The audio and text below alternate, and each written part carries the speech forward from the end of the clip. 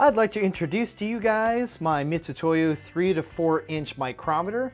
I'm going to use this and a dial indicator to measure the cylinder bores in my 1ZZ. So now I want to calibrate my micrometer, and it comes with this calibration piece right here. This piece is actually equal to, it's a precision piece and it equals 3 inches. So what I do is I just open this puppy up right here and I kind of hang on to it with my left hand over here, and I'll bring it in here with my hand and I'll tighten this puppy down, and I'm trying to get this thing, you know, really aligned nicely so that way it's calibrated properly. And once it's calibrated, we will zero out the micrometer so that way it'll always read 3 inches here, and so that's how we calibrate. And keep in mind, I've heat soaked all of these particular parts here in my office. That's why I'm indoors right now. And to heat soak this stuff, you really want to work in, like, you know, room temperature, and that's 68 to like 72 degrees. And right now I have the AC set at like 70 degrees or something like that. So I'm just kind of aligning this thing right here, get it all tight here. Looks like it's pretty close. Look at that number. It's at 29970 or something like that. So now I'm just going to hit the 0 button right there. Whoops, wrong way. Origin is what I got to hit. So now that's at 30 right there. So that is a perfect 3 inches right there. Now we're going to remove the standard bar, and we're going to set this guy at 79.5 millimeters, but we're going to do it in SAE. So if we rotate this guy out to 79.5 millimeters, which is equal to 3.129, I believe is the number.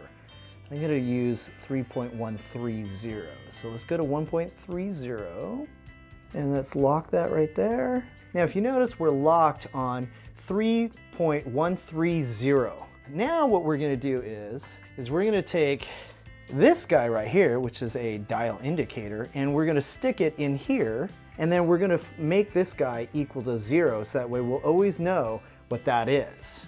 So this is still at 3.130, and what I'm going to do is I'm going to rotate it around so that way I can work in my chair a little bit easier and see this thing. So I'm going to rotate this thing just like this, and I'm going to tighten this thing back down. And the reason why I'm doing this in this particular fashion is just so that way when I put this guy into here, it'll be a lot easier to see.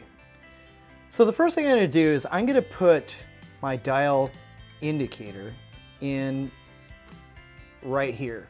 So what it's gonna, the motion that I'm gonna do, I wanted to show you this way. Check out this motion I'm gonna do. I'm gonna do this motion right here, and I'm also gonna go like that. And what I'm trying to do is I'm trying to find where this distance is. I'm change the view of the camera right here. And what I wanna do is I wanna make that same movement, and I'm trying to find the smallest number. If you notice, it's about that 5 between the 3 and the 4. It's 5 notches between there. So I want to rotate the dial so that way the needle will point there. So that means that if we wanted to move the dial so that way we're doing the same thing, we've got to move it this direction over here like that, because that's about where it's ended up. So I'm trying to get that 0 where that 3.5 was. So let's just see where this ends up. So I'm wiggling left and right and up and down, really close. Yep, that's the 0 that we're talking about. Okay, so now this dial bore gauge is set at 79.5 millimeters. Now we'll go to the cylinder bores and check it out and see where they are. So this first view, I'm just going to show you the motion that I make with this guy. So the first dimension I'm going to do is I'm going to stick this guy into here, and I'm only going to go down about 1/2 inch. Per the manual, it shows 10 millimeters. So they want you to measure 10 millimeters down the middle and then 10 millimeters from the bottom. So the motion that I'm going to make is just like this.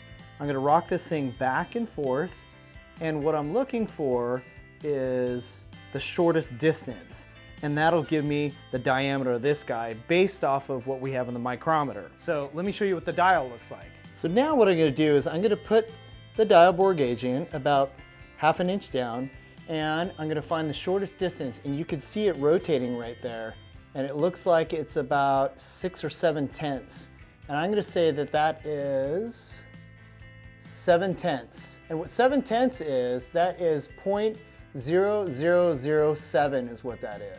So what that means is, since it's right over here at the 0.7 mark right there, that means that each graduation here is 7/10, or 1/10 rather, 0.0001 inches.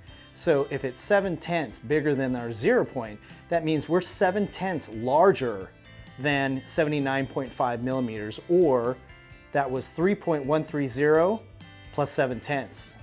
So we're 7/10 over. So that is equal to 3.1307 is what that is.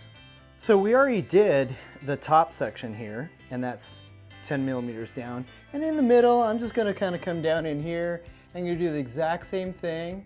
That one's at 7/10, and then about 1/2 inch off the bottom. And I'm gonna do the exact same thing. And that one is 5/10.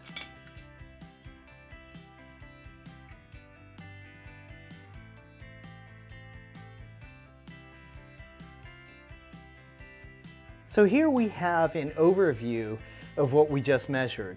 And if you notice, this is 7/10 or 0.0007 over 79.5 millimeters. And so what that really is it's this equation. It's equals 3.130 plus 0.1237 is what that number really means. So compared to our perfect cylinder, we're a little bit larger here, but this is actually, let me just expand this out just a little bit. It's actually 7/10 larger.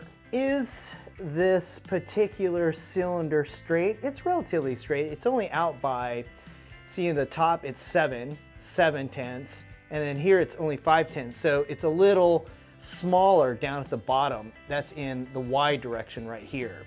And in the X direction across this way, you can see these dimensions right in here. But that's what those mean is, these are all numbers that are larger than 3.130 is what that is. So you have to add these numbers to 3.310, all these numbers, and you can figure out the exact size of these cylinders in this direction or in the Y-axis right there. So that's what that means. Is that good? I think that's pretty good. None of them are really crazy. They are, they're all a little bit different, but we're talking about very, very, very small numbers right here. So am I happy with this thing? I honestly think that these things should be within 5/10 is what they should be. So they're a little bit big, but this isn't a race motor, so I'm not so concerned with this particular motor, but this is definitely doable.